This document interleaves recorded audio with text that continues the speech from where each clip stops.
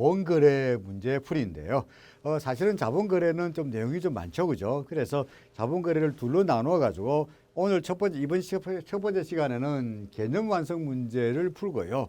다음 시간에는 출제 예상 문제를 풀도록 하겠습니다. 그래서 이번 시간에 개념 완성 문제 17문제 몽땅 다 풀면서 자본거래 확실하게 개념을 잡도록 하겠습니다. 자, 1번부터 봅니다. 1번. 다음 중 예금 계정과 그 종류의 연결이 잘못된 것. 자, 거주자 계정, 대외 계정, 해외 이주자 계정, 비거주자 자유 완화 계정. 아마도 여기서 묻는 것은 소위 이제 적금을 다 괜찮은데 적금이 되는지 안 되는지를 묻는 문제예요. 이거는 딱 보면은 비거주자 같은 경우에는 원화의 경우에는 적금이 돼야 안 돼요. 이거 적금 안 돼. 그죠? 해외 이주자 계정은 적금이 돼야 안 돼요. 이것도 마찬가지로 적금이 안 돼요. 그래서 적금이 안 되는 그 예금이 두 가지 종류가 있습니다. 그것만 딱 기억하시면 돼요. 보시면은 나머지는 적금이 돼요. 거주자 계정은 당좌 예금, 통지 예금, 적금 노 프라블럼. 그다음에 대외 계정, 당좌 예금, 보통 예금, 정기 예금 문제 없어요. 자, 세 번째 해외 이주자 계정. 이주자 계정 당좌 예금, 보통 예금, 정기 적금 안 되죠. 그죠? 이주자 계정이란 게 이주자 계정은 뭡니까? 국내에서 해외로 이민 가는 사람들이 만드는 계정인데 적금이란 게 돈을 한 푼 두 푼 모아 가지고 큰 돈을 만드는 게 적금인데 이주자 계정이라는 이야기는 한국의 재산을 팔아가지고 이제 이민 갈 사람이 이제 와서 새롭게 적금을 한다는 거는 말이 아니죠, 그죠? 그래서 틀렸어요. 네 번째, 비거주자 자유 완화 계정은 당좌 저축 기업 자유 예금. 그렇죠. 여기는 적금이라는 말이 없잖아요, 그죠? 예, 적금 없다는 거죠. 그러니까 적금이 들어가 있는 3번 해외 이주자 계정이 들어가 있는 적금이 들어가 있는 보기 3번이 틀렸다가 되는 거죠. 이해됐습니까? 그래서 이런 문제의 키워드는 적금만 보시면 됩니다. 적금만. 오케이. 그 다음에 다음 문제. 다음 계정 간의 국내 이체에 관한 자금 이동 표시 중 별도의 제한 사항이 있는 경우가 언제냐? 어디서 어디로 갈 때는 안 된다 하는 겁니다. 그죠? 어디서 어디로 갈 때는 안 된다 보겠습니다. 자, 비거주자 원화 계정에서 대외 계정으로 가네요. 자, 보겠습니다.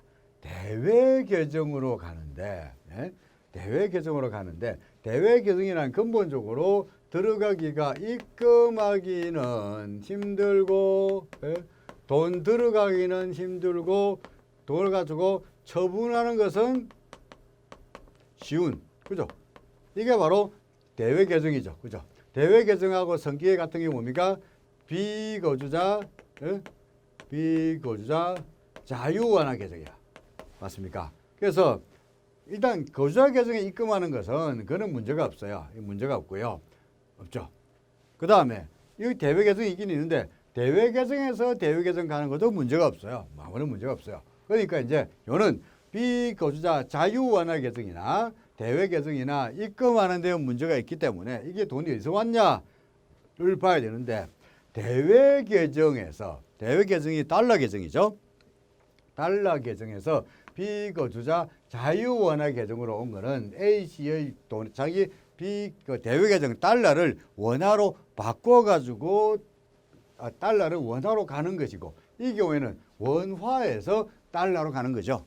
그죠? 그래서 달러가 원화로 바뀌는 것은 달러가 해외에서 우리나라 들어오는 것이기 때문에 별다른 제한이 없습니다만은 원화에서 달러로 가는 것은 더구나 대외 계정 입금한다는 이야기는 그만큼 대외 계정은 해외에 있는 계정이니까 대외 계정 입금이 된다는 이야기는 해외로 돈이 빠져나간다는 이야기죠. 원화에서 달러로 바뀌어가지고 해외로 빠져나간다는 거니까 지급된다는 것이니까 여러 가지 제한 사항이 많습니다. 따라서 3번, 4번은 문제가 없는 것이고 대외 계정이나 비거주자 자유 완화 계정의 입금에 대해서 신경을 써야 되는데 원화에서 달러로 가는 것은 문제가 있다.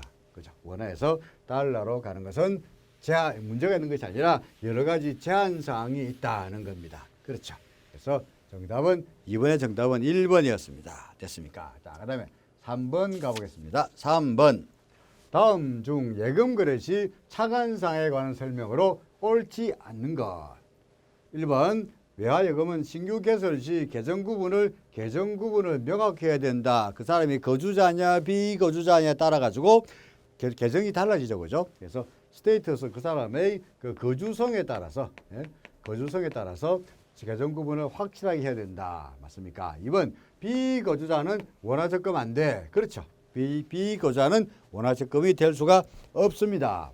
3번 계정 구분이 명확하지 않은 경우에는 어디 있는지 잘 모르겠다 하면 임시로 어디에 넣는다고요? 별단 예금에다가 임시로 넣죠. 그죠? 이것도 맞는 말이죠. 1번이면 3번 다 맞고요. 4번이었습니다. 외국인 거주자는 비거주자 자유원화 계정의 개설은 불가능하지만 비거주자 원화 계정의 개설은 가능하다. 바뀌었죠. 그죠? 외국인 거주자는 뭐만 열 수 있어요? 비거주자 자유원화 계정만 열 수 있어요. 그죠? 그래서 자, 비거주자 자유원화 계정하고 비거주자 자유자가 없는 그냥 원화 계정이 있다면 비거주자 자유원화 계정은 외국인 거주자와 그다음에 비거주자, 그죠? 그리고 비거주자 원화 계정은 외국인 거주자를 못 열고 비거주자만 열 수 있다. 그죠? 만 열 수 있다가 되는 거죠. 그래서 이 경우에는 보기 4번의 경우에는 외국인 거주자가 비거주자 자유원화 계정은 못 여는 것처럼 되어 있는데 그게 아니고 자유원화 계정을 열고, 그죠? 자유원화 계정을 열지만 그냥 원화 계정은 못 연다. 그죠? 거꾸로 됐죠. 틀렸습니다. 자, 3번이었고요. 자, 이번엔 4번 문제 풀어보겠습니다. 4번 문제입니다. 자, 예금 계정의 예치와 처분에 관한 내용입니다. 거주자 계정으로 예치하는 경우에는 2만 불 초과 시 취득경위 입증 서류를 제출해야 하죠. 그죠? 그냥 거주자 계정에다가 외화를 예치하네. 달러를 넣는데요. 그럴 때는 달러를 원화로 팔 때도 취득경위, 팔지 않고 외화로 예치할 때도 반드시 취득경위 입증 서류를 내야 됩니다. 기준 금액이 2만 달러. 그죠? 2만 달러인데 그게 없으면 어쩝니까? 단순 이전 거래로 간주하죠. 그죠? 그리고 이때 우리가 영수 확인서를 받는 경우가 있죠. 영수 확인서 얼마부터 받습니까? 5만 달러. 그죠? 5만 달러부터는 영수 확인서를 받습니다. 1번 맞고요. 2번 대외 지급을 포함하여 대외 지급을 포함하여, 그죠? 거주자 계정의 처분에는 제한이 없다. 거주자 계정을 가지고 대외로 해외로 지급할 수 있습니까? 1년에 5만 달러까지는 되죠. 하지만 나머지는 증빙서류 없는 해외 송금은 불가능해요.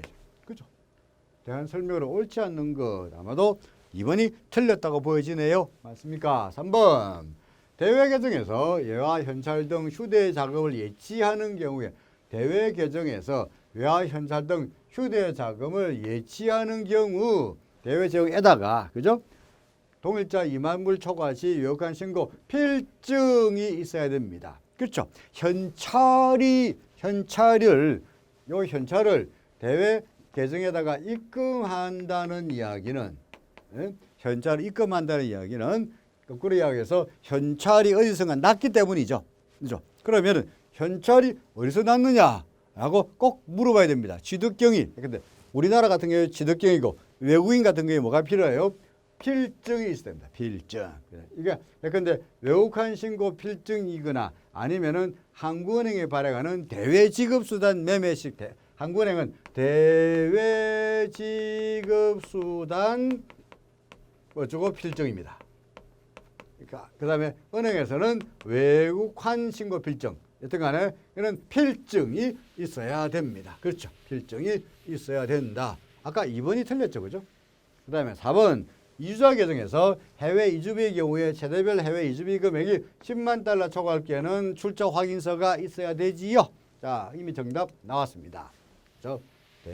거주자 계정에는 처분에는 제한이 없는 것이 아니라 지급에는 안 된다. 그래서 지급에는 일정한 제한이 있다라고 했죠. 자, 4번까지 물어봤습니다.